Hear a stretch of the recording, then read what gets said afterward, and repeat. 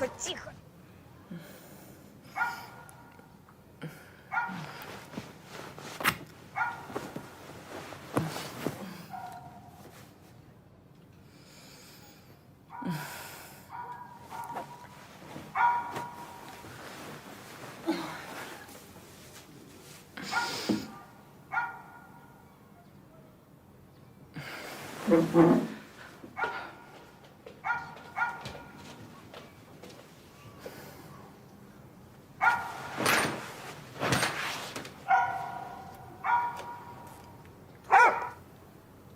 Варяг, стой!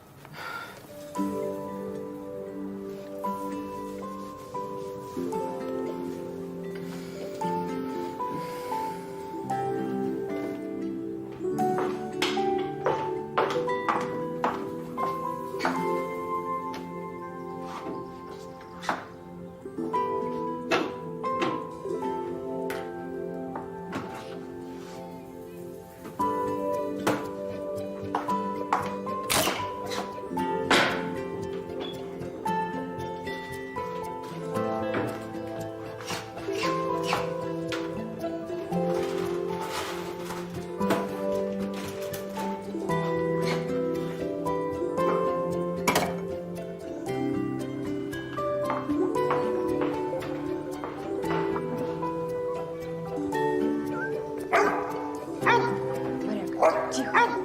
Тихо. Тихо, я сказала. Успокойся, ну. Хватит, хватит. Я тебе говорила, нельзя лаять. Зачем ты лаешь так громко? Нас будут ругать. Сидеть, сидеть, сидеть. Молодец. Ничего себе. Да он просто кошек не переваривает, а там дворник постоянно их кормит. А вот у меня, например, на котов аллергия. Ну, я же не лаю, как сумасшедшая по утрам, правда? Я их просто стороной обхожу. Простите, просто я Маша, а он Варяг. Очень приятно, я Наташа. Очень приятно. А мы тут переехали, вот квартиру снимаем. Значит, вы здесь надолго. Надеюсь, да. Значит так, перспектива каждое утро просыпаться вот такого лая меня вообще не устраивает. Давайте мы договоримся так, что вот этого джентльмена мы начнем учить хорошим манерам. Давайте. Сидеть, сидеть. Голос. Голос. Молодец, молодец какой, молодец. Слушайте, а зачем вы учите его лаять? Вам же наоборот это не нравится. Когда собаку научишь лаять по команде, без команды она уже лаять не будет. А вот это называется пищевое подкрепление. Понятно? Ну ничего, он у вас красавец. Красавец и умница, просто необученный. Слушайте, круто. А где вы этому научились? Нигде. С детства люблю собак. Книжки разные всякие читала. Хотела быть кинологом, но не стала. Почему? Потому что стала управляющей в магазине. Теперь я дрессирую не собак, а подчиненных. Понятно. Доброе утро. Ап! Пищевое подкрепление? А то. Здрасте. Фу. Это Игорь. Игорь, это Маша, хозяйка Варяга. Очень приятно. Игорь, муж моей сестры и мой водитель. Ну, это временно вообще дизайнер одежды. Нет ничего более постоянного, чем временное. Кстати, а почему у вас нет собаки? У меня была собака 3 года назад. Можно? Да. Ну, потом умерла. Сейчас мне некогда. Ну-ка, иди сюда. Красавец какой. Ну, смотри, что у меня есть. Смотри, смотри, смотри, смотри. Апа, молодец. Сейчас мне некогда. Я очень рада. Уезжаю, очень поздно возвращаюсь. Поэтому у меня даже цветы не живут.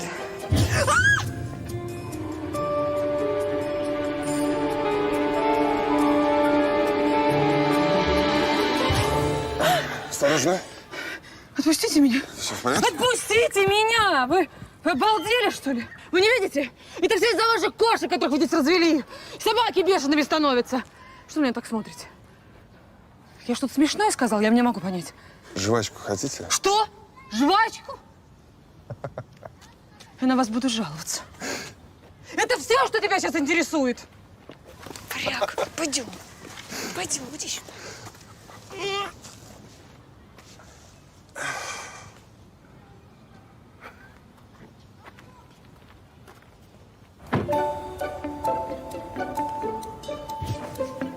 Ну, как?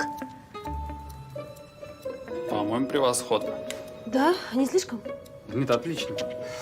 Нет, Славик, ты знаешь, меня как-то белое полнит. Видишь, все, я ничего не могу подобрать, у меня тут отвратительная фигура, я жирная. Доброе утро всем. Здравствуйте, Наталья Викторовна. Регаль, новая коллекция. Да, доброе утро, Наталья Викторовна. И Игорь. Может, с красным попробовать? Отличная идея. Игорь, ну я же не даю тебе советов на дорогах, правда? Красный.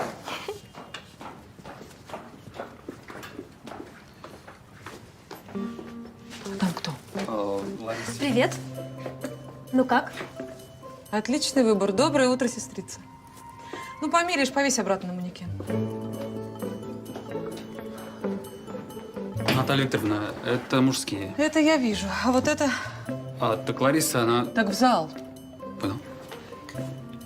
Пока ты тут тряпки перебираешь, мне кажется, я нашел кандидата, и можем сегодня попробовать Наташку обработать за обедом.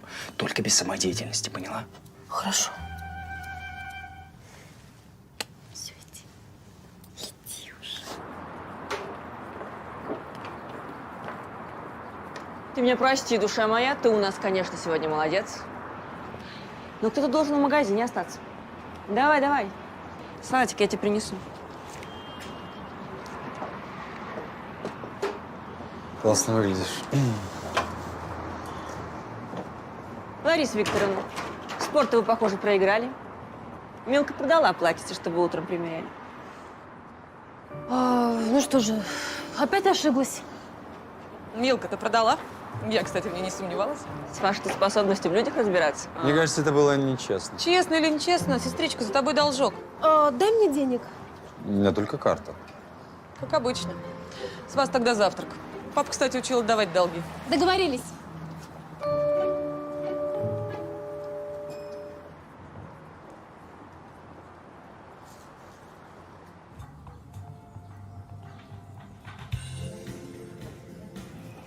Ну что, за новую коллекцию? Давайте за новую коллекцию. За прибыль! Ура! Ура! Кто про что? Пищевое подкрепление сотрудников действий. Ой, хватит. Просто сегодня утром Наталья Викторовна сказала, что людей можно дрессировать так же, как и собак. Теми же самыми способами. Вот нас, например, она уже выдрессировала. Ну почему? Не только нас. У Наташки всегда было много кавалеров. И все за ней бегали, как песики. А, кстати, помнишь этого, как его? Илья был. Вот это точно было давно и неправда. У нас еще был этот Вадик. Ладно, прости. Просто интересно, смогла бы ты сейчас так сделать? Сейчас? Ну, мне кажется, что мужчины с того момента не сильно изменились. Только мне сейчас это не надо. Замуж я не собираюсь. Зачем? Просто так? Ну, а если не просто так, а наспор. Это как? Ну, смотри, мы тебе найдем мужчину, а ты его за месяц выдрессируешь так, чтобы он сделал тебе предложение. Сможешь? Смогу. А что мне за это будет? Не знаю, тут надо подумать. Ура! Ура? Это. Если он делает мне предложение, тогда ты переписываешь свою долю на меня? Да. А если я проиграю? Зачем тебе магазин? Продашь, сдашь в аренду. Он тебе зачем? Лариске просто лень работать, она ищет способ избавиться от ответственности. В тебе-то она вон как уверена. А, в этом смысле? Ну, папа же нам его на двоих оставил. Ну да. Хорошо, это даже будет забавно. Кого будем дрессировать? Объект подберет независимая сторона в моем лице. Очень уж независимые. Договорились? Нет, не договорились. Славик, иди-ка сюда. Я прошу вас, Вячеслав, зафиксировать пари на видео. Наталья Викторовна, я могу? Можете, Славик. Итак, пари. Если мужчина, которого найдет мне Игорь, сделает мне предложение через месяц, то ты переписываешь свою долю магазина на меня. А если проигрываю я? То ты переписываешь свою долю на меня. По рукам? По рукам.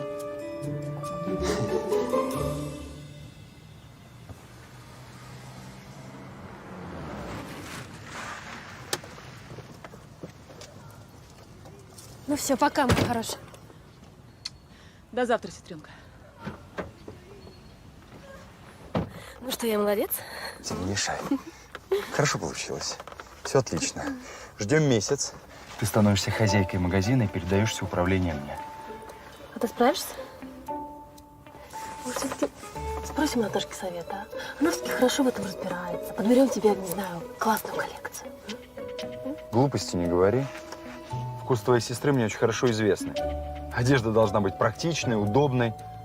Тоска, а не одежда. Никакого полета мысли, фантазии. Станет магазин нашим. Я всем докажу, как они ошибались, всем.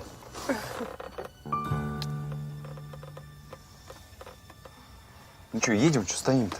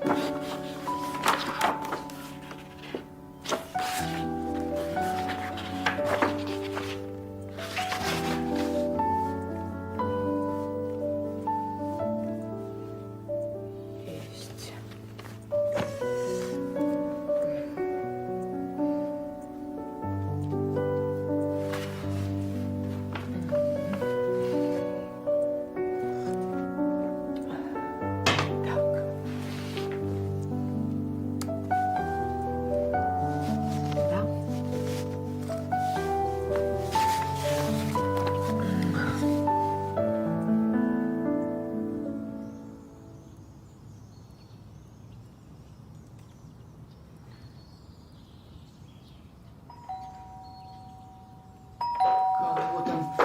Нелегкая.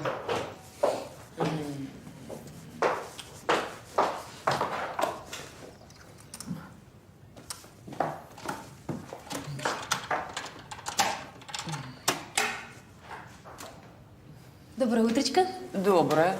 Сегодня же вроде выходной. Я на работу во второй полдня собиралась. А мы не по работе, мы по личному делу. Тогда кофе. Это касается вашего с Лариской спора. Я нашел прекрасного кандидата, уверен, тебе понравится. Главное, чтобы я ему понравилась. Остальное не важно. Ты не помнишь, где у меня чашки? Нет, откуда я знаю?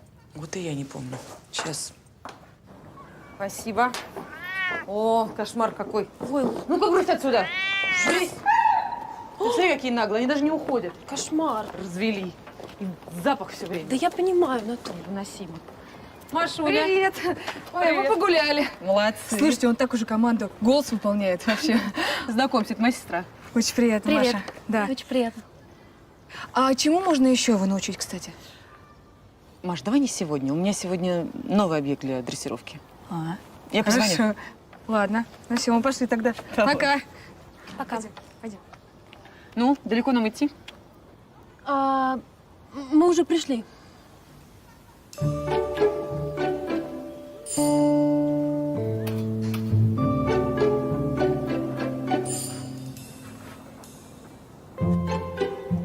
Это шутка такая? Нет, это не шутка. Вау, это для дрессировки? Это для ресторана. Для дрессировки кудри приберем. Самый верный способ заставить мужчину сделать тебе предложение – это забеременеть. Еще можно закончить кулинарные курсы и школу секса. Но потом все равно забеременеть. Мне кажется, у авторов этих статей какая-то паранойя. Не знаю, вроде нормальный совет. Нормальный? Вот именно поэтому в нашей стране так много одиноких женщин. Поехали во двор.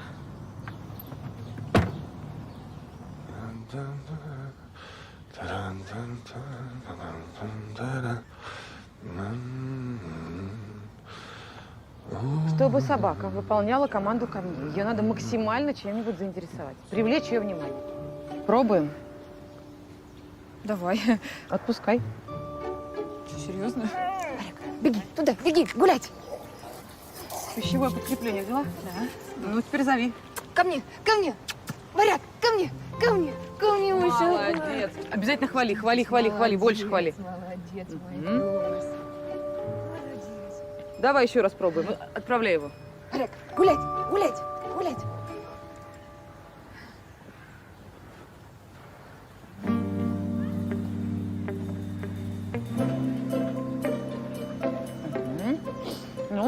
А теперь зови. Ко мне, иди сюда, ко мне, скорее. Отлично. Молодец, кусаешься ты зачем, а? Отлично. А теперь давай попробуем посложнее, да? Отправила гулять? Да. Ну, теперь пойдем со мной к подъезду. Точно? Ну, точно, оттуда будем его звать. Мгм. Бегом, бегом, бегом. Пошли.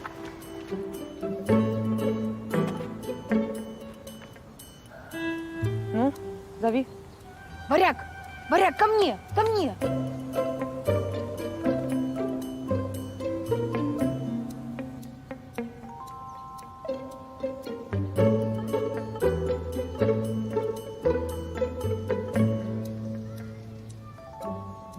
Слушай, не получилось.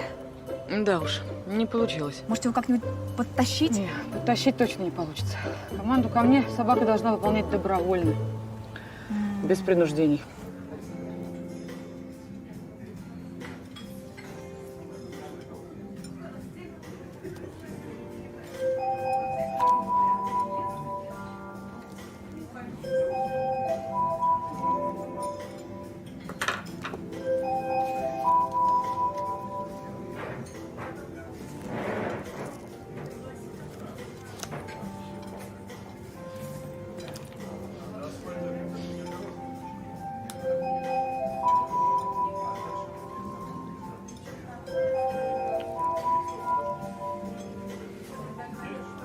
Слушаю. Алло? Игорь? Да, привези мне, пожалуйста, машину мою. Сейчас. В смысле, сейчас я немного занят. Может быть. Привези мне мою машину. Хорошо, а куда мы поедем? Мы никуда не поедем. Привези и поставь во дворе. Хорошо.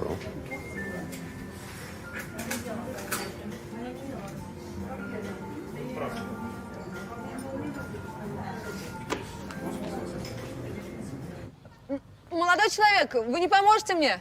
Молодой человек, будьте любезны. Молодой человек.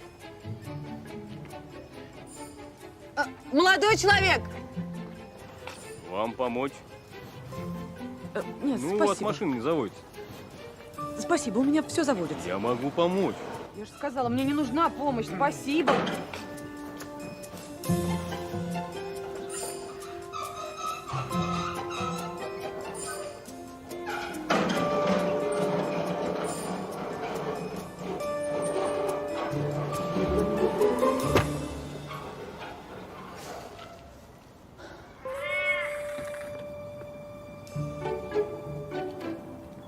Спасибо.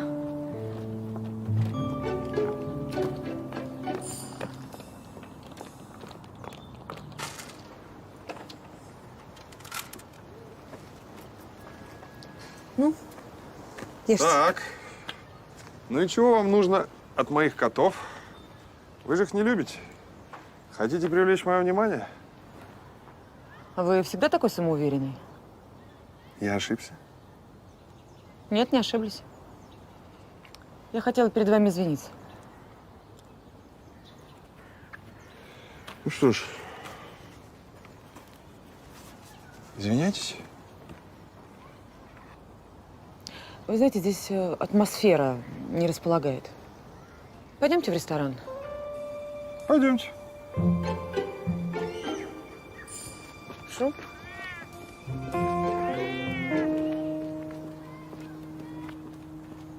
Наталья Викторовна, для вас как обычно? Да. Сырники со сметаной и вареньем. Если можно. И чай. Спасибо. А для вас? Да, то же самое. Благодарю за заказ. Спасибо. Я не успела позавтракать. Наталья. Николай. Очень приятно. Взаимно. Так вот, Николай, я бы хотела перед вами извиниться. Извиниться за то, что я на вас накричала в тот день. Я обычно этого не делаю, просто накануне был сложный день. Я не выспалась и проснулась совершенно в дурном расположении духа. Да, спасибо. Они здесь добавляют индонезийскую ваниль. Что вы говорите? Так вот, еще и собака потом сорвалась. Я за него переживала.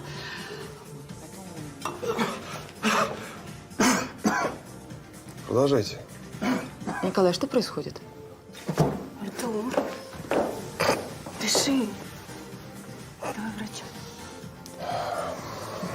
Человеку плохо. У него, очевидно, анафилактический шок. Ну кто-нибудь, помогите. Помогите. Какой шок? Анафилактический. Ну, что-то, может быть, чем-то ему помочь? Кто-нибудь, ну помогите, ну что сидите, ну кто-нибудь. Так, сколько лет ему? 45. Вы меня видите? Артур вас зовут, да? Артур. Как вас зовут? Лена. Вы ему жена? Не, невеста. Невеста, очень хорошо. Так, принесите полотенце и аптечку. Смотрите на меня и на Лену. Так, спокойно, Елена. Извините, так надо. Все нормально. Молодец, молодец. Лег, успокоился. Лег, успокоился. Дыши, дыши. Лег. Пойдемте отсюда. Поговорим в более спокойной обстановке. Послушайте, а поцеловали-то вы ее зачем? Хотел вызвать прилив адреналина. Он нейтрализует шок и уменьшает отек. Адреналин работает, конечно, хуже, чем преднизолон. Но нужно было выиграть время. Секундочку, это вы сами придумали или вы врач? В интернете прочитал. Правда, там прилив адреналина вызывался, естественно, причинением боли пациенту. Но втыкать вилку в парня я не решился. Подумал, что такой же взрыв гормональный можно вызвать приступом ревности. Тем более парень вроде горячий. Я попробовал. По-моему, получилось. Вы по-прежнему хотите со мной поговорить? Ну, вообще, да, я хотела бы. Ну, раз так не очень хорошо получилось с рестораном, то предлагаю продолжить у меня. Приглашаю вас в гости. Ведите. Прошу. Вот, заходите, присаживайтесь. Ага. Здесь я, собственно, и живу. Да. Чаю хотите? Да. У вас очень мило. Да. Мебель, ковры, вся обстановка.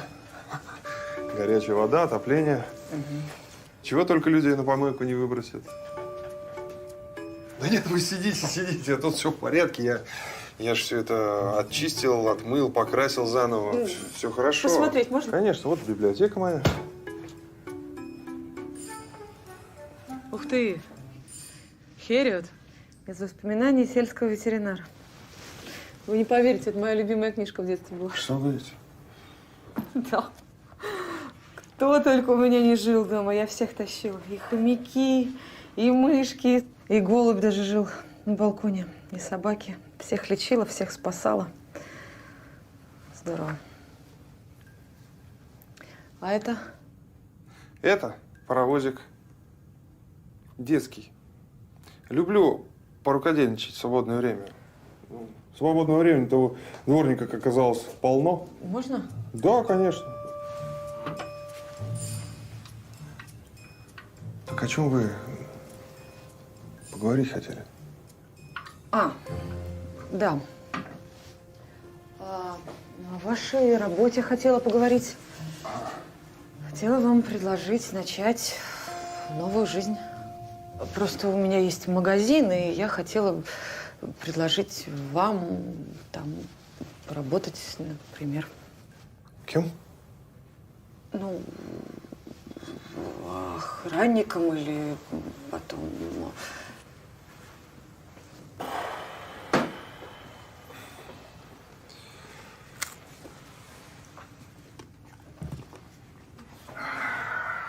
Спасибо, конечно. Но знаете, я доволен своей жизнью. У меня есть работа любимая на свежем воздухе.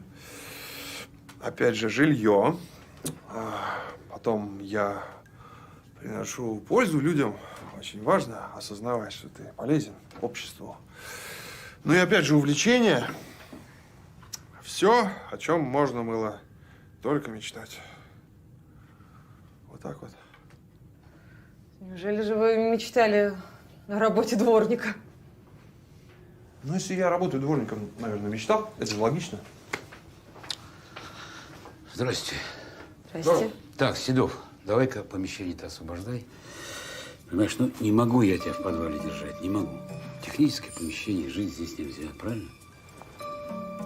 Наверное, ну, если нельзя, так дайте ему другое жилье, дворникам же положено. Так положено-то оно положено, да где его взять? Ну, в общем, собирай манатки. Я тут опечатываю, так что проверки у меня. Так, извиняюсь.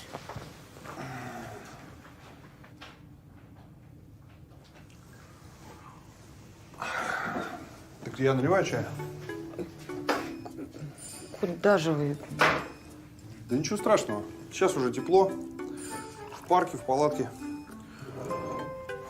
Спальник есть, пенка тоже. Ну, зачем же в парке? Просто у меня есть квартира, а в квартире есть комната, и вы могли бы…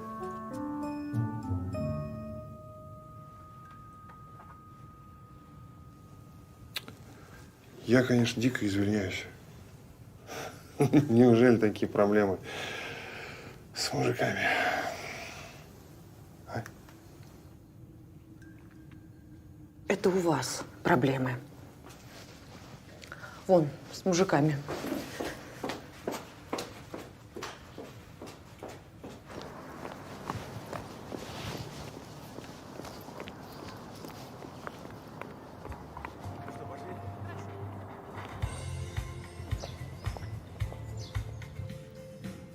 Я хочу вот такой вот, как на манекене. Только моего размера. У меня 46-й. Да, конечно. Славик, принеси, пожалуйста, вот такое вот платьице, но 46-го размера. 46-го? Да. Славик. И 48-й захвати на всякий случай. Они тут вот маломерят, понимаете? И 52-й, чтобы 2 раза не ходить. Тут стойте. Что ж за день-то сегодня такой, а? Наталья Викторовна, что-то случилось? Нет, все прекрасно. Идите.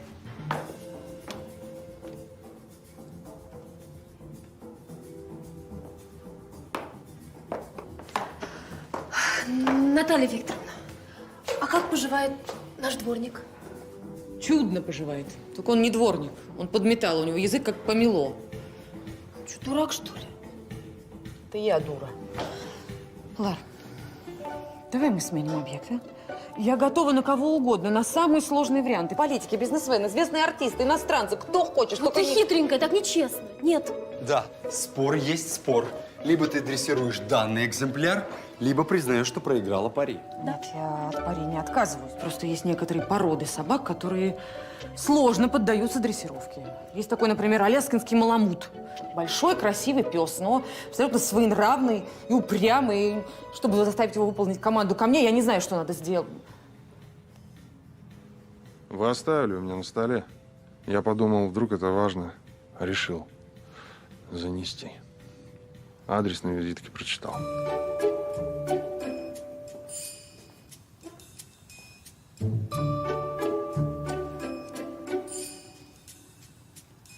Чаю хотите? Давайте чаю. Проходите. Спасибо. Смотри, смотри. А говорит, дрессура не идет. Он меня команду к ноге выучил и апорт. Чисто Куклачев наш, Наталья Викторовна. Так Куклачев же вроде по кошкам. Какая разница? Вот это вот помещение и долги за него. Это все, что нам с сестрой оставил наш отец. А я за 2 года наладила все связи вот с поставщиками, с дизайнерами. И сейчас будем активно расширяться. У нас продажи увеличились в 6 раз. К нам звезды одеваться ходят. Круто. Вы просто так гордо об этом говорите. Ну да. Я просто работала здесь 24 часа в сутки. И это же хорошо, когда знаменитые люди приходят, и ты работаешь. И… В общем, этот магазин – это вся моя жизнь. Да бросьте. Неужели этот магазин… Нет, магазин бесспорно хорош. Вот этот магазин по продаже шмоток, разве он может стоить всей вашей жизни?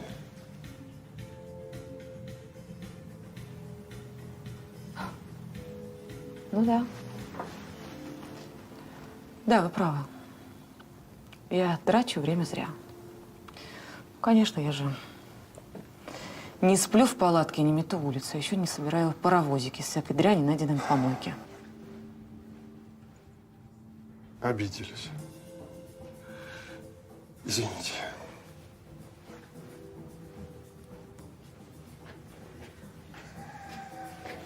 Николай, подождите, я не это хотела сказать, Николай!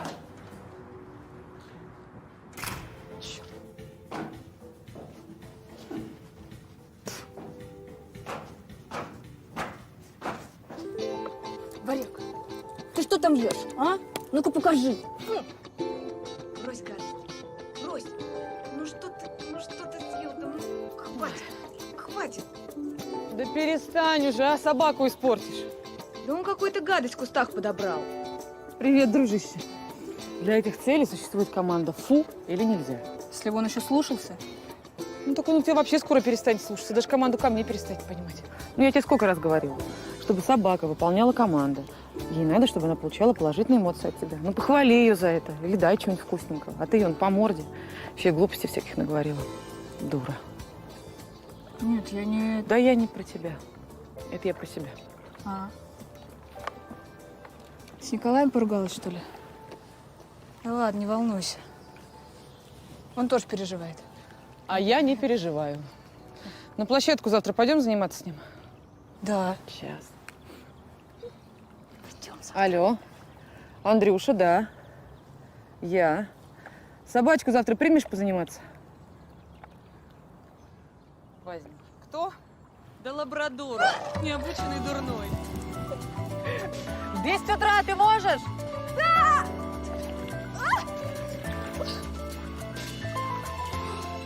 Варяг, вылези! В 10 утра, Андрюш. Спасибо. Что ж такое?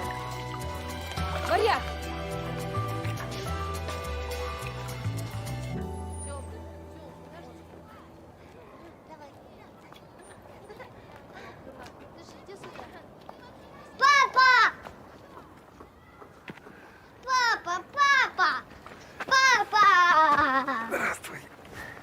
Как дела? Хорошо. Молодец. На, держи, это тебе. Спасибо, папа. Сказал папе спасибо, иди в машину. Дядя Эдуард тебя ждет.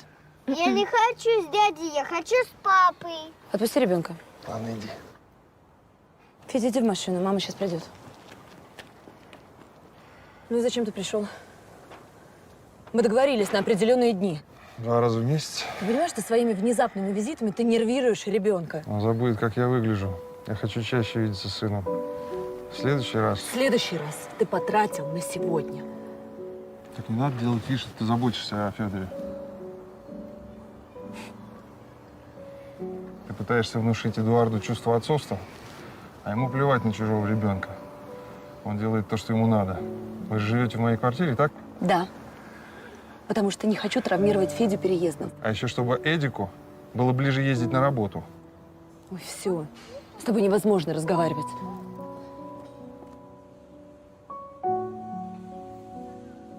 Молодец.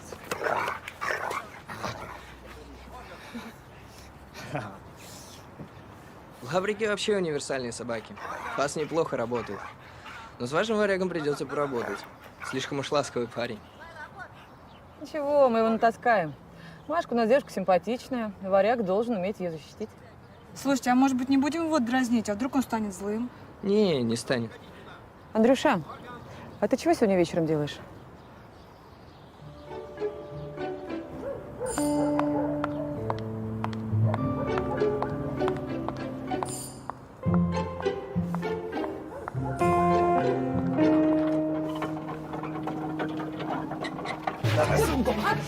Отдайте! Помогите кто-нибудь!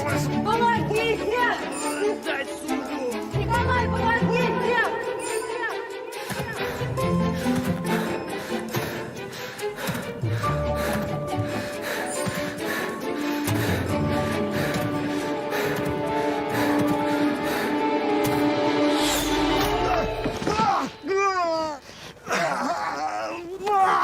Мы так не договаривались!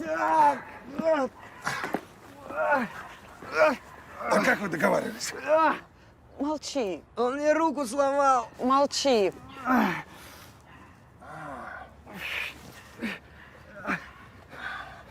Ну-ка, иди сюда. У вас не перелом, всего лишь вывих. Расслабьтесь. Так! Больно. А вы оставьте меня в покое. И не надо мне каждый день доказывать, что вы сумасшедший. Я это и так понял.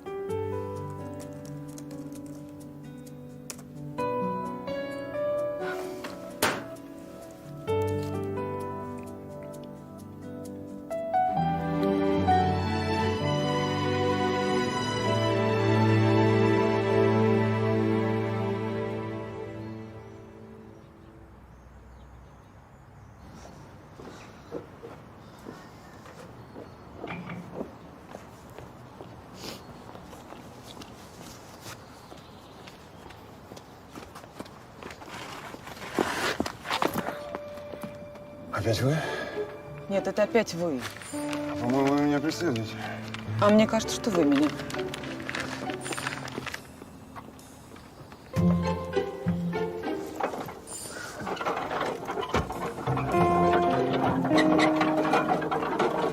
Скажи, а что вы с Ларисой будете делать с моим магазином, ну, если я вдруг проиграю спор? Мне кажется, об этом нужно было раньше думать часто, что. Раньше я думала, что я выиграю. А сейчас настроилась проиграть. Был бы магазин, а что с ним делать, мы придумаем. Да, придумают они. Может быть, лавочка по продаже тряпочек этого не стоит, но я слишком много потратила сил и времени на нее. Я вам ее не отдам просто так. Поехали. Как скажешь, босс.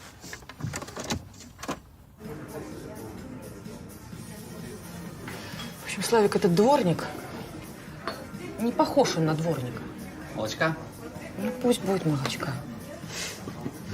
Короче, я не понимаю, кто он.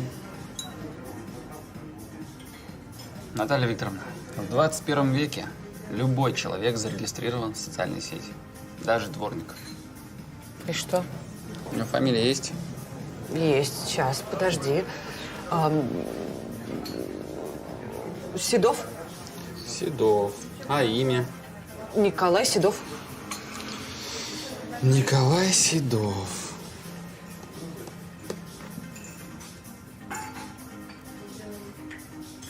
Да вот же он.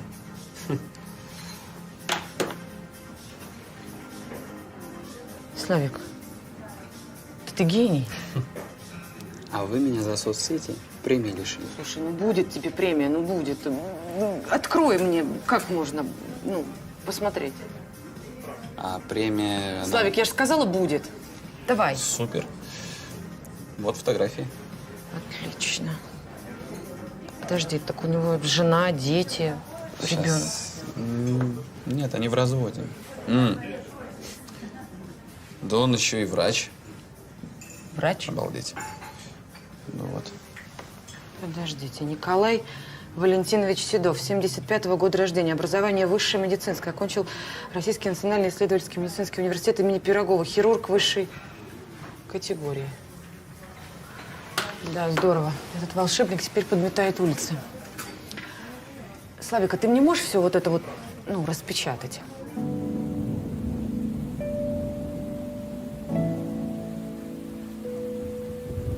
Версия о том, что мозг мог обрушиться, специалисты категорически отвергают. Исследование установило, что опоры находятся в идеальном состоянии.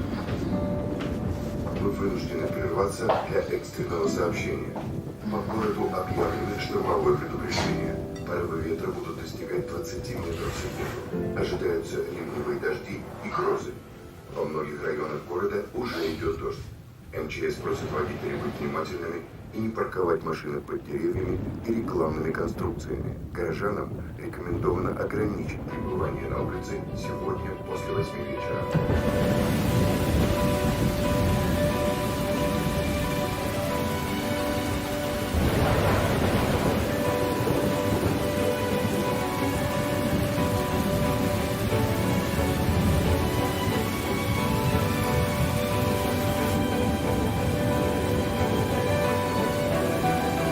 Николай!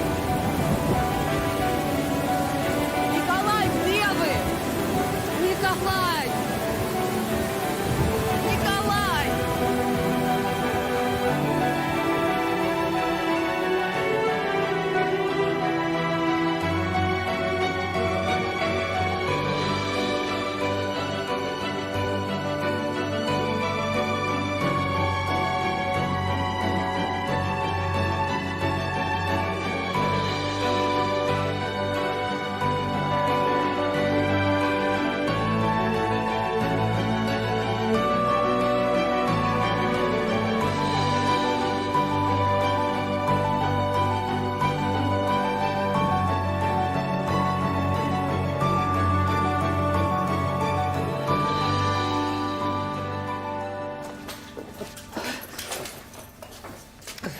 Простите, палатку я не хотела. Ничего страшного. Ты ее на балкон положи, она очень мокрая. Куда на балкон? Вот туда. Туда? Ага.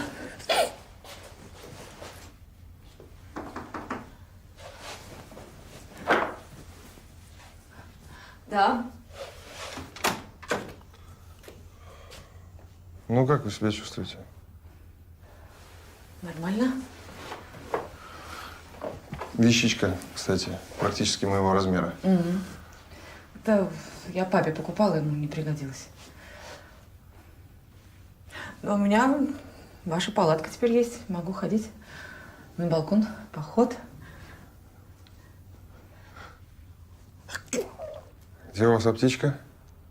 Аптечка? Аптечка. Есть аптечка? А в кухне, в верхнем ящике. Я сейчас приду. Как к черту аптечка.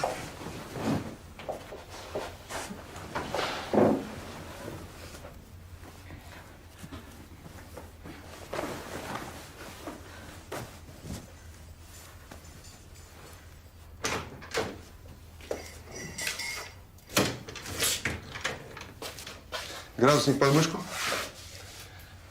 Срочно. Это выпить? Залпом. Пить, пить.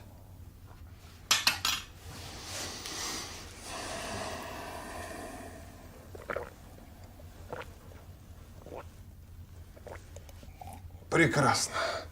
И укутаться. Ничего, ничего.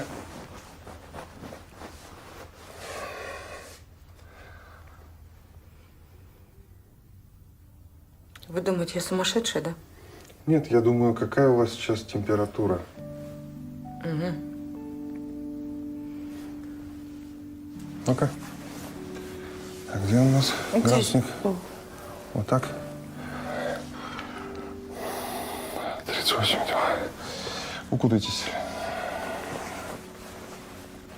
Я так плохо выгляжу, да? Вы забавно выглядите.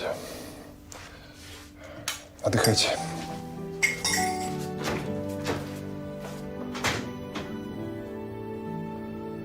Забавно?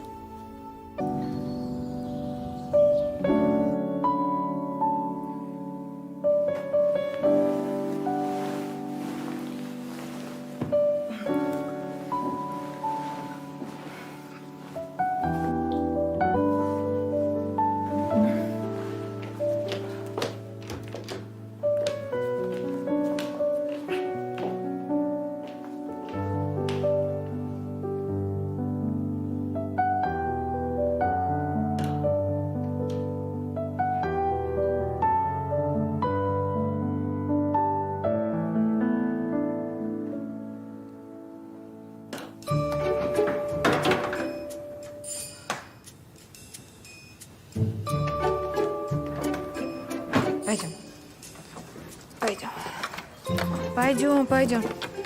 Пошли, пошли. Пойдем. Привет. Здорово. А мы-то твое задание выполнять идем. Молодцы. Про пищевое подкрепление не забывайте. Не, это что? Какой? Что у меня тут? Держи, смотри, что у меня есть. Ах ты, обжора. Конечно, обжоры, как и все мужчины. Да уж. Сырники готовить умеешь? Не. Вот и я не умею. Пока. Пока. Пойдем. Пошли.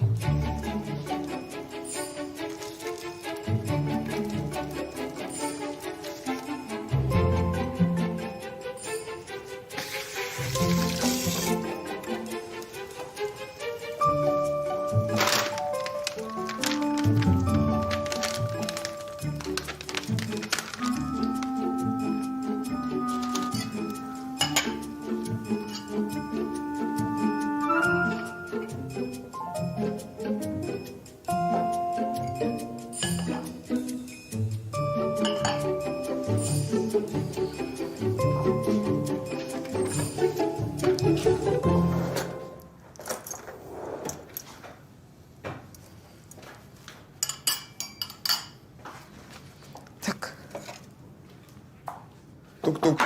Доброе утро. Извините. Доброе. Как вы себя чувствуете? Решите? Температуры вроде бы нет. Так что у нас сырники на завтрак. Да, и кофе тоже готов. Спасибо. Присаживайтесь. Спасибо.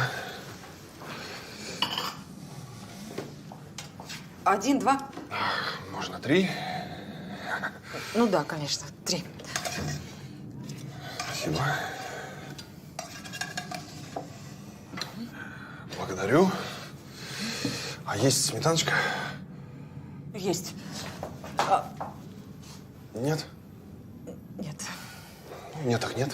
Есть варенье? Прекрасно. Да. Вот. Благодарю. Вам? Нет. Нет?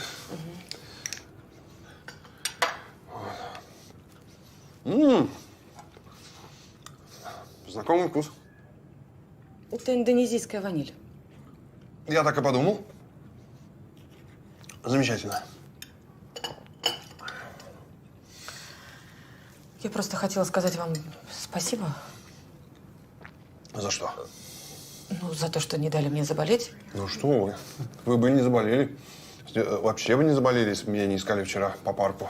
Это я должен благодарить за то, что вы меня практически спасли. Меня бы ведь сдуло бы вместе с палаткой, ветром и смыло бы дождем. Очень хочется быть полезным и как-то отблагодарить вас. А подметать не предлагаю. У вас очень чисто. Голодных кошек здесь тоже не вижу. Хотите, мусор вынесу? Мусор есть? Есть.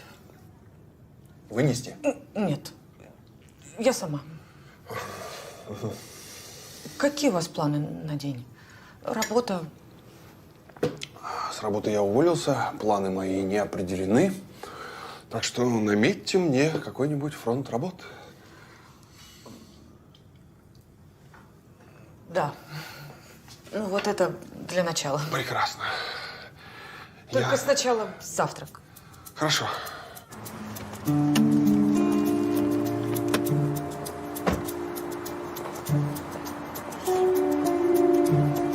Давай быстрее, что там копаешься?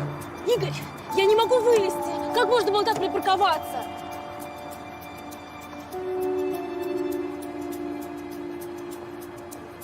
Черт. Я не понимаю, как можно было так встать? Кто-то обещал похудеть. Кто-то обещал меня любить такой, какая я есть. Люблю я тебя, люблю. Я не знаю, может быть, тебе стоит есть поменьше или спортом заниматься. Ты вообще? Ты не понимаешь? Я художник. Меня должны окружать идеальные вещи. Понимаешь?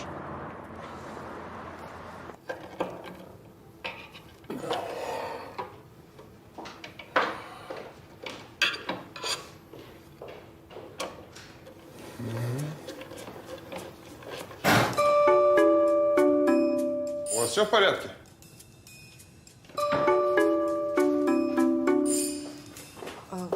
Не совсем. Что это? Полка? Дверка. еще один фронт работ наметился. Извините. Я рад.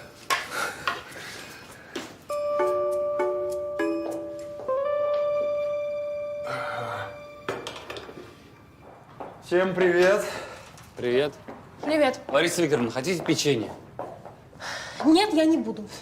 Это мамина домашняя. Я на диете. Целых 5 минут. Что?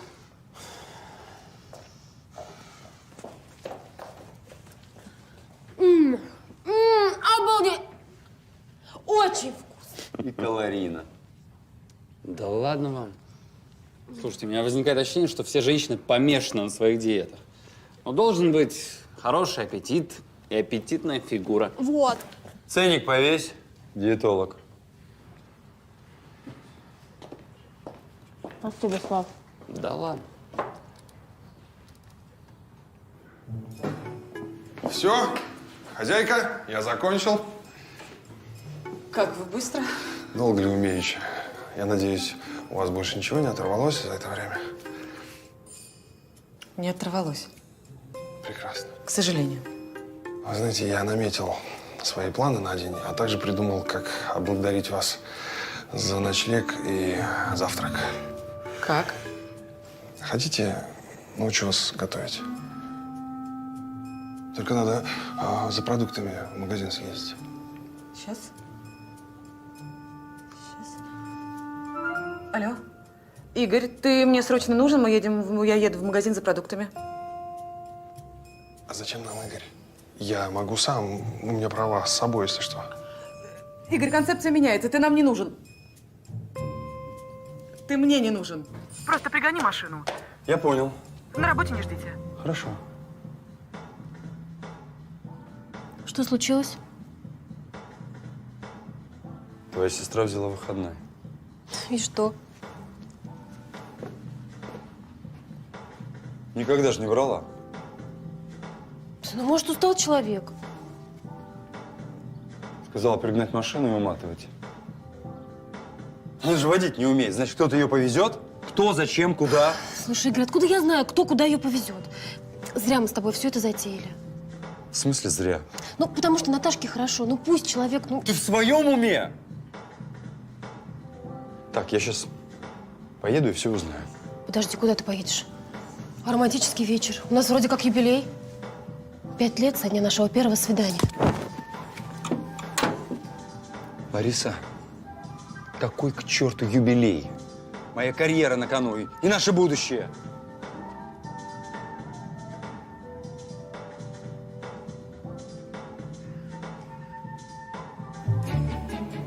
Осторожно, здесь ямка. Не ямка, это ремонт, который никогда не прекращается. Спасибо.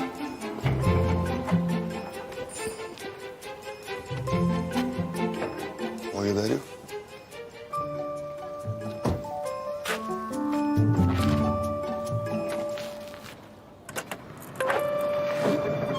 Полный бак.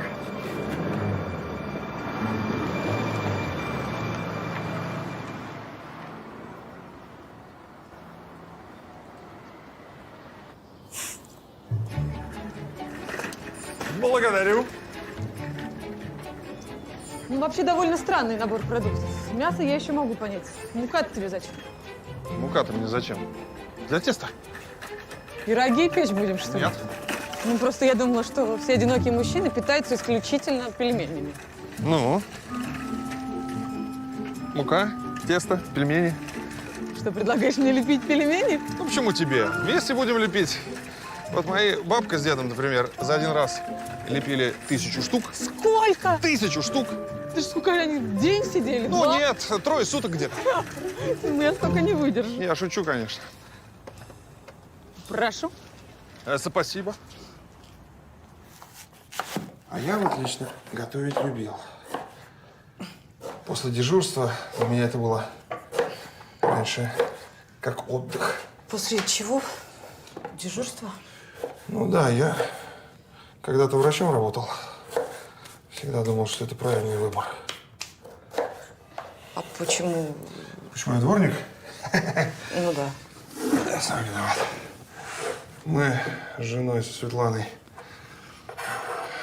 повздорили. В общем, мы разводились. Ну, я нервничал. Пытался, конечно, что-то вернуть, найти какие-то пути, слова какие-то нужные. Но не подобрал, видать, нужных слов. Ничего у меня не получилось. А потом привезли в травму одного пациента, очень тяжелого после аварии. Всем миром мы спасали, всем отделением, как могли. Но не вытянули. Умер он. А я почему-то так нанервничался, и мне не было сил уже разговаривать с его родственниками. Я уехал домой, не поговорив с ними. Но они, соответственно, очень быстро решили, что виновный найден. Крайнего нашли. Ну, и тебя, соответственно, уволили. Ты знаешь, нет, врачебной ошибки не нашли. Ну, я сам ушел, уже просто не смог работать дальше. А жена? Ну, а жена что? Жена получила от меня с сыном квартиру. Они там благополучно живут. И вышла замуж за свою статусную мечту. Ну, в общем, для нее это был удобный повод. Так почему же все-таки профессия дворника? Ну, во-первых, у тебя есть рюмка?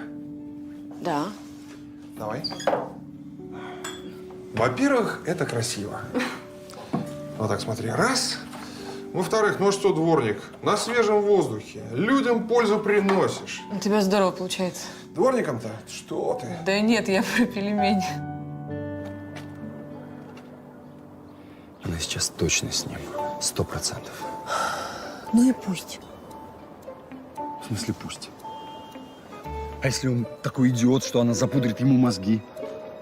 А он в ответ ей руку и сердце? Почему сразу идиот? А может, он влюбился в нее? Ларис, ты вообще ничего не понимаешь? На кону мой магазин. Мой магазин. Знаешь что? Это не твой магазин и даже не мой. Это Наташкин магазин. Вот это недоразумение я пытаюсь исправить. Вместо того, чтобы умничать, лучше бы придумала, как им помешать. Слушай, а может быть, ты поднимешься, в дверь позвонишь, ну, я не знаю, там под предлогом что-то спросить? Нет, все, это слишком. Поехали домой. Ларис, Поехали домой. Ларис, ну подожди. Лариса. Лариса. Игорь, что ты там делаешь? Пельмени, конечно, блюдо незамысловатое, но в старину его действительно подавали при свечах. Правда? Конечно. А электричества не было. Единственное, что я знаю о пельменях, это то, что их подают обычно с водкой. Согласен. Но если назвать их, например, равиоли, то к ним прекрасно подойдет сухое красное вино. Спасибо. У меня давно такого не было. Привыкай. К чему? К пельменям. Сколько мы их наготовили? У тебя же целый арсенал, теперь на город хватит. С голоду точно не помрешь. Да я не об этом. Обо мне никто так никогда не заботился.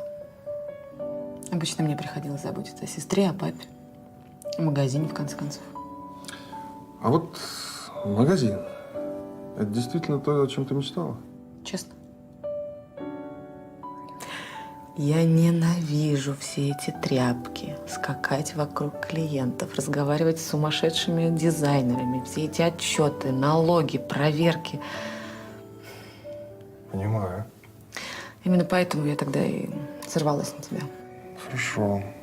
Шмотки ты не любишь, дизайнеров, бухгалтерию, проверки, это понятно. Кулинарию, по всей видимости, тоже. А что тогда? Собак. Собак? Да, я очень люблю собак. И у нас, мне кажется, с ними это очень даже взаимно. Я бы с удовольствием променяла все эти гламурные каблуки на джинсы, кроссовки и дрессировала бы собак. И прям пошла бы кинологом. Да, пошла бы. Ну, поздно уже, я думаю, профессию менять. Пока человек жив, никогда ничего не поздно. Это я тебе как бывший врач говорю. У твоей сестры выключен телефон. Ларис. Ларис, ну может ты все-таки поднимешься? Нет. Ну неужели ты не понимаешь, как это важно? Ты издеваешься? Я вообще-то твой муж и стараюсь ради нас обоих. Так знаешь что, муж, тогда поехали домой. Докажи, что ты муж. Подвинься. Ну что ты стоишь? Давай! Давай, давай, садись. Зануда.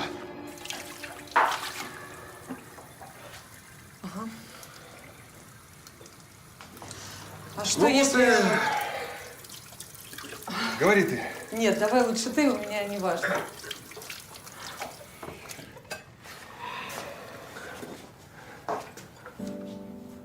Зачем я тебе? Чего ты хочешь? Я хочу, чтобы ты остался.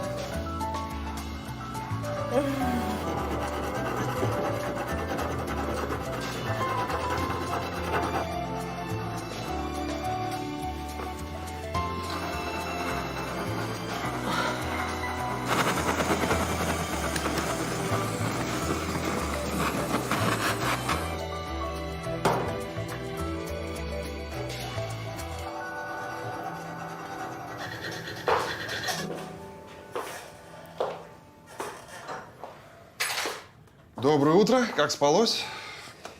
Доброе, хорошо. А что там у тебя было?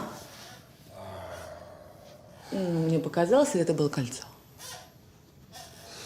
Ну, да, ты знаешь, я не привык морочить девушкам головы.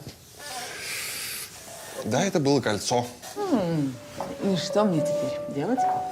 А предложить мне тебе пока нечего. Почему? Ну, я пока никто. Дворник, без жилья. Сейчас без работы.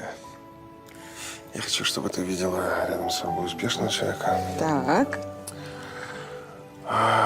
У меня уйдет на это какое-то время. И я исправлю ситуацию. Тебе не придется стыдиться меня. Я найду другую работу. Ну, зачем же тебе другая? Ты хороший врач. У тебя это блестяще получалось. Откуда ты знаешь, как у меня это получалось? Ну, вот кофе я, пожалуй, выпить не успею.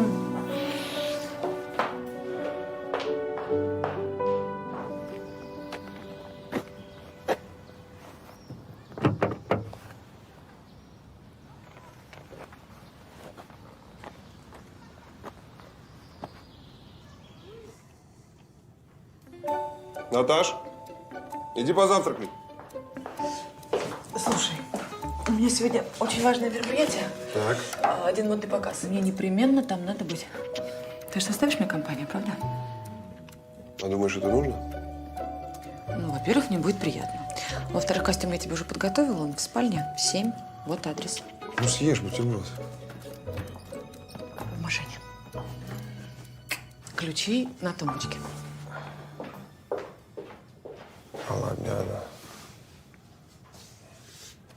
Наташ!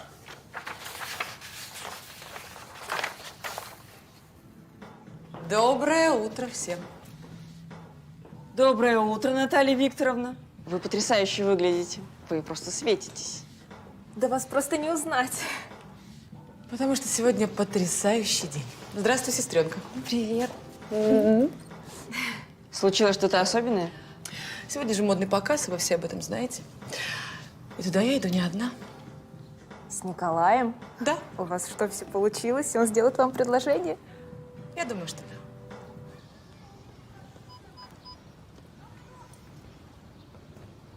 Пошли гулять, пойдем. Пойдем, моя шелбака. Иди, стой. Иди сюда. Здрасте. Здрасте. Тихо. Пойдем. Да ты сам не понимаешь, во что ввязываешься. Наталья совершенно другой человек.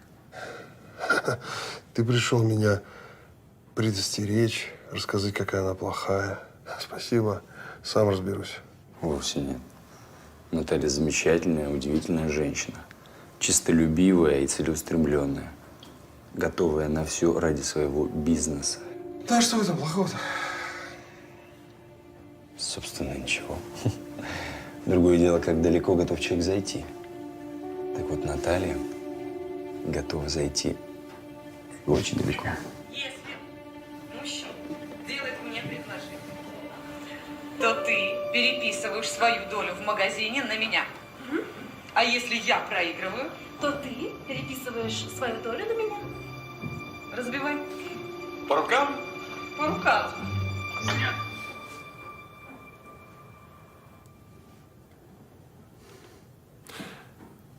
Пошел вон.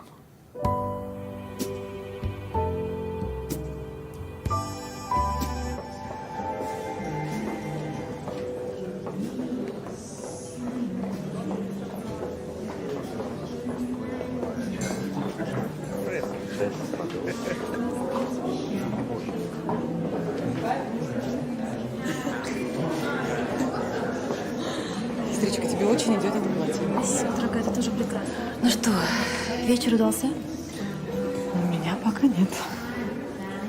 Ладно, подождем. Ого.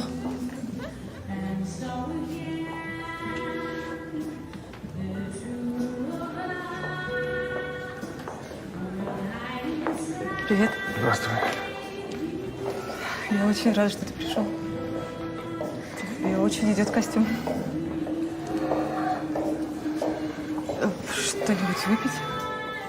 Да, чего тянуть? С удовольствием. Красное, белое. Как скажешь. Тогда красное. За любовь?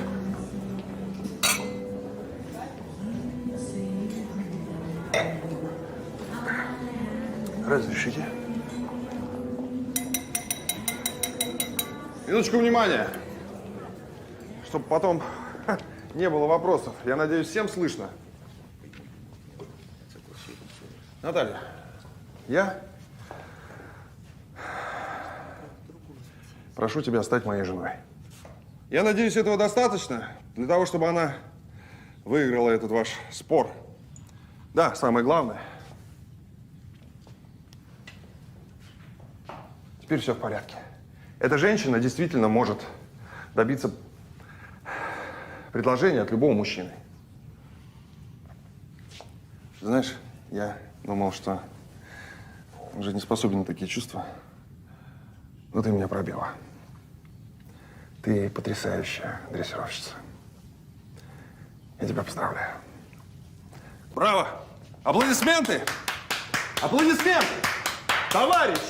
Ну что же вы?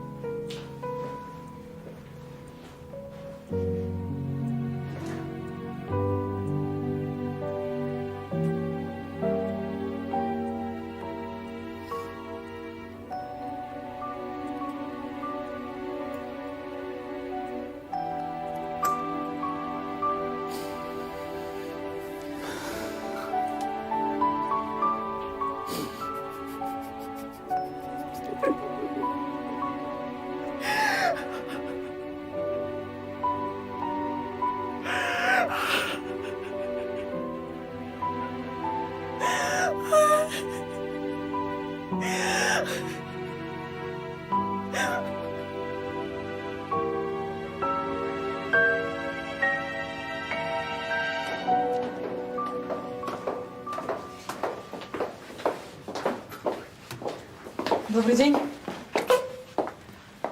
Я признаю, я проиграла пари. За ночь я подготовила документы. Здесь присутствует нотариус, и он официально заверит передачу прав собственности на магазин моей сестре Ларисе. Прошу. Я тебя поздравляю, это теперь твой магазин. Ты вольна делать с ним все, что хочешь. До свидания. Наталья Викторовна, ну зачем? Это же ваш магазин. Я потеряла гораздо больше, чем магазин. Ну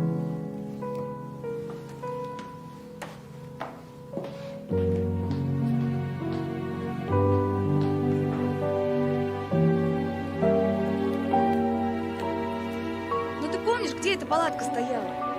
Да не помню я, темно было. Может быть, в этой стороне? Там? Варяг, стой! Да не было, там вроде кусты какие-то были. Может, там? Нет? И этих тоже не было, я не помню. Ну, это кусты, но они не такие были.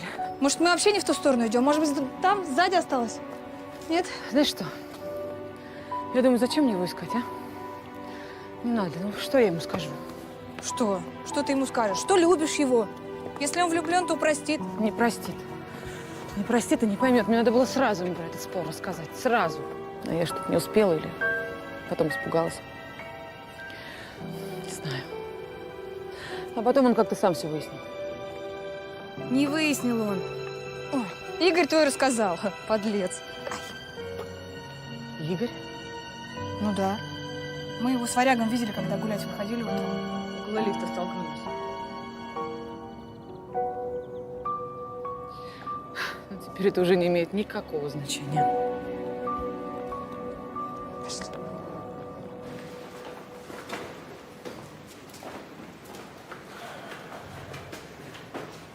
Я вот подумал, может быть, я поторопился. Ну что, правильно подумал. Махать метлой может каждый, а вот людей лечить не каждый. Обратно в травму возьмете? Конечно, возьму. Таких специалистов, как ты, единицы. Не зарывать же такой талант в землю. Себя не прощу. Ну так я в отдел кадров заявление писать. А я тебя и не увольнял. В отпуске ты. За свой счет. По семейным обстоятельствам. Понял? Понял. Спасибо. Ну что, с возвращением. Спасибо. Персонал какой чудесный. Добрый день. Людмила там, Людочка. Ой, Людочка, она вообще. Вот это... Федор? А что ты здесь делаешь? Где мама? Мама дома, она хочет уехать с этим новым папой, а меня здесь оставят с бабушкой. Я так не хочу. Забери меня, я хочу с тобой жить. А как ты меня нашел? Когда мы с мамой сюда ходили, я запомнил дорогу. Надо же. Так мама, наверное, сейчас с ума сходит. Ищет тебя. Пойдем домой к маме. Я не хочу домой, я хочу к тебе. Хорошо. Давай пойдем домой, а там разберемся, хорошо? Охрани. Здорово, Эд. Давно не виделись. Привет, Коль. Что случилось? Вот обратно привел. Поговорить бы надо. Обратно откуда? Ты его где нашел? Как где? В больнице у себя. А вы что, не заметили, как он ушел? Господи. Только что тут же был. Ты в порядке, Федь? Все нормально у тебя? Так я что-то не пойму, взрослые. У вас ребенок выходит из дома, а вы даже не в курсе? Ему всего 5 лет. Вы что творите? Мы собираемся. Ты видишь, что здесь вокруг происходит? Мне все это нужно сложить. Мы уезжаем за границу. За границу? Да. Интересно, куда? В Канаду, Коль. А меня оповестить не судьба, да? А что с Федором? Что с Федором? Я говорил, меня к бабушке отдадут, а я не хочу. Я хочу с тобой. Малыш, я только за, чтобы ты жил с папой, правда, но твоему папе негде жить сейчас, понимаешь? Так, официально эта квартира моя. Поэтому вы езжайте в свою Канаду, а мы с Федором останемся здесь. Спасибо, папка, ты самый лучший. Ура! Ловко ты. Нормальный Нет, ты вариант. понимаешь, Свет, все, он успокойся. просто- Он отец, успокойся. Он родной отец, все. Если так всех устраивает, так и поступим. Все, у нас время уходит, давай собираться. Пойдем мороженое есть. Эть.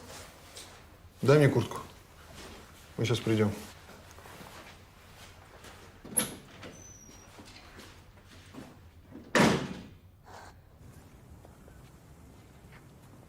Вот. Девушка, извините. А что это вообще такое? Это наша новая коллекция. Абсолютно свежий взгляд на современную моду. Можно носить как отдельно, так и вместе с другой одеждой нашей коллекции. И как это носить? Давайте руку. Ага. Вот так. Сумочку я подержу. Здесь мы подхватим, застегиваем. И, по-моему, прекрасно. Можно еще дальше проявлять фантазию. А это что? Это карман. Вот. Вы серьезно? Абсолютно. Это же полная безвкусица. Что? Да это у вас совершенно нету вкуса. И вы ничего не понимаете в моде. Это же мысль в чистом виде. Да, конечно, вы должны стать соавтором модельера. Вы понимаете нас? Знаете что? Мне одежда нужна, чтобы ее носить, а не чтобы самовыражаться и мысли рождать, которых нет. Да вы... Это товар для особенных людей. С безупречным вкусом. Пассионарных, прогрессивных. Кто всего вот этого не понимает, попал сюда по ошибке. Это место не для обывателей. Знаете что? Мое эстетическое восприятие мира не соответствует данной пассионарности и высоте концептуального полета вашей чистой мысли. Я, пожалуй, пойду работать в магазин для, как вы выразились, обывателей. А вы продавайте сами. Удачи!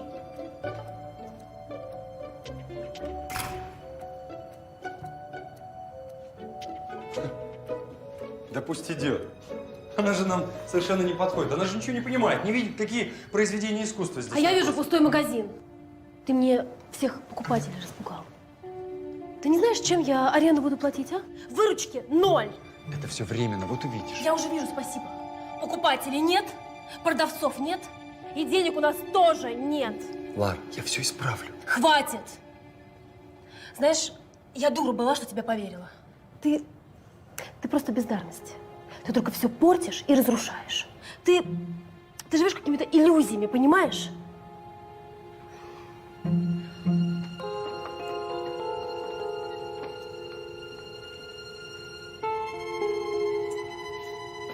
Да пожалуйста, идите.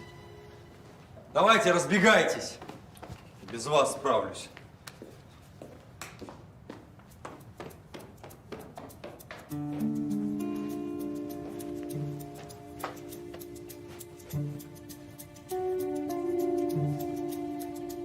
А мне вот правда нравится то, что вы делаете.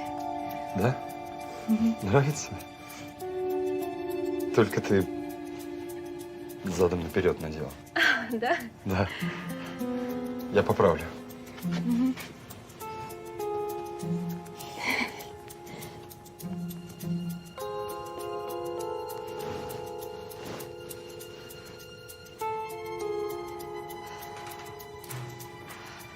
Игорь! Игорь! Прости меня, пожалуйста. Игорь! Прости меня, пожалуйста. Я была не права. Ну, просто столько всего навалилось. Ты не бездарность.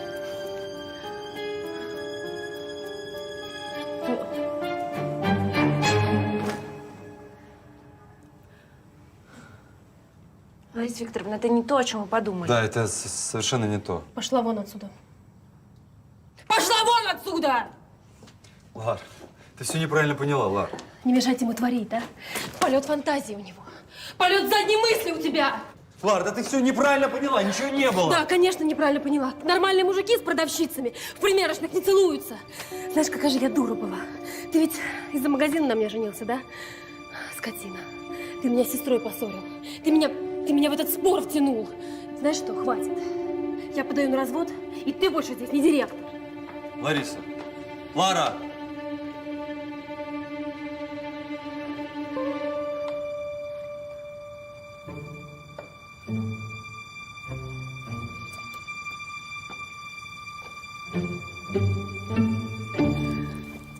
Я не знаю, что мне делать. Поможешь? Ой, если ты про магазин, то я не сержусь. А если про его измену, то ты слишком ему доверяла. Слушай, все, нет, с меня хватит, я подаю на развод. С магазином я тебе помогу. Но отвечать будешь за все только ты сама.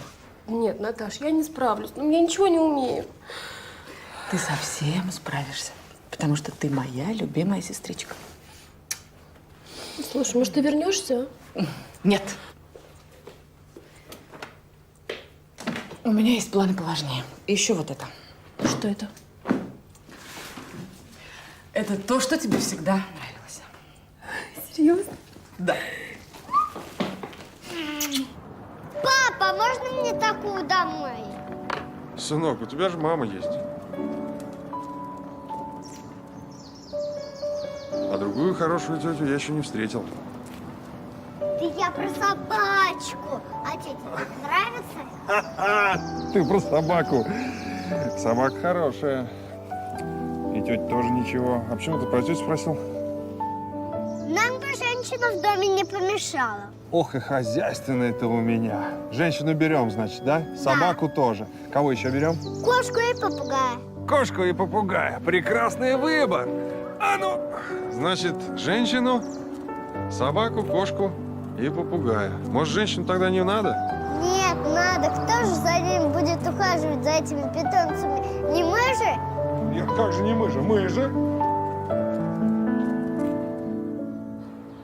Если научным языком, то положительное подкрепление – это событие, совпадающее с каким-либо действием. А то, что дается после действия – это награда. И для любой тренировочной ситуации их должно быть несколько. Несколько? Я даже об этом не знала.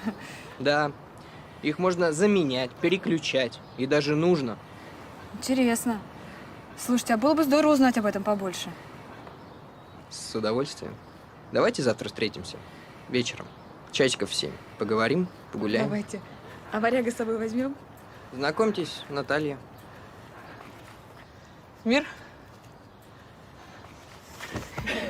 Ну что, начнем занятие?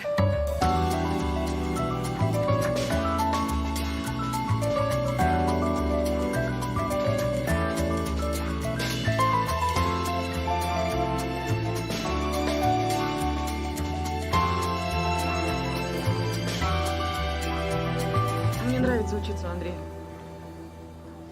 Слушай, знаешь, меня Андрей на свидание пригласил. Ух ты! Обещал мне открыть секреты дрессировки. Ну ты как выучишься? Его будешь дрессировать или варяг? Пока варяга, а там посмотрим. Нет, давай уж лучше на людях не экспериментируй. Это плохо заканчивается. Слушай, а тебе не жалко, что ты из магазина ушла? Нет. Я сейчас занимаюсь тем, чем мечтала заниматься всегда. Столько времени зря потеряла. И никогда не поздно начать все сначала. Ну, домой идем? Нет, мы сначала в магазин. У нас закончился корм. Пока. Пока.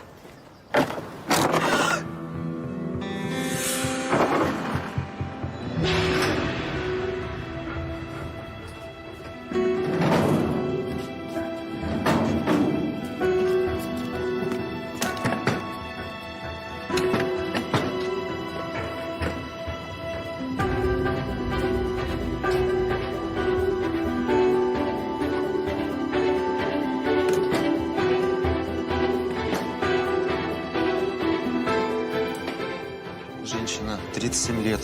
Перелом правой руки, сотрясение мозга. Здесь? Нет, здесь дальше.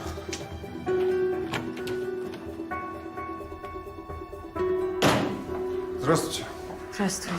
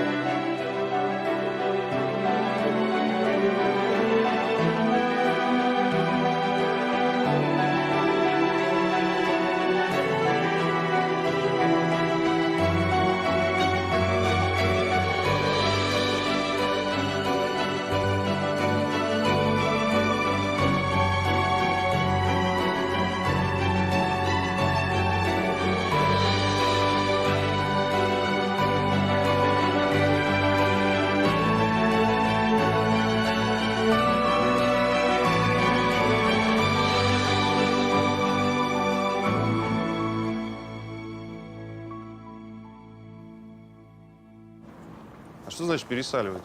Объясни мне, пересаливать. Что такое пересаливать? Потом расскажу. Нет, ты мне сейчас расскажи. Нет, потом расскажу. Ну, смотри, тетя Наташа. Здрасте, а мы вам печенье принесли. Спасибо. Это мои любимые. Мои тоже. У тебя же вроде сегодня выходной. Да, пришли тебя навестить. Ой, собачка, а можно я ее тоже угощу?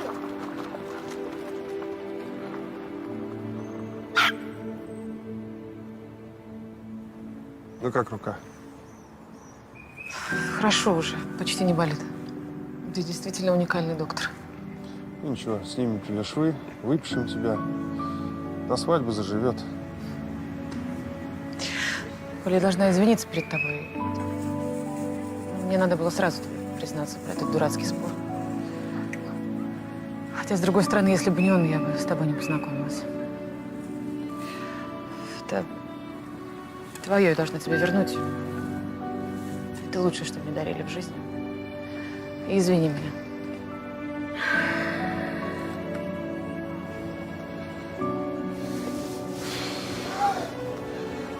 Наташа, я хочу сделать тебе предложение. Будь моей женой. Серьезно? Да. Тогда оно твое.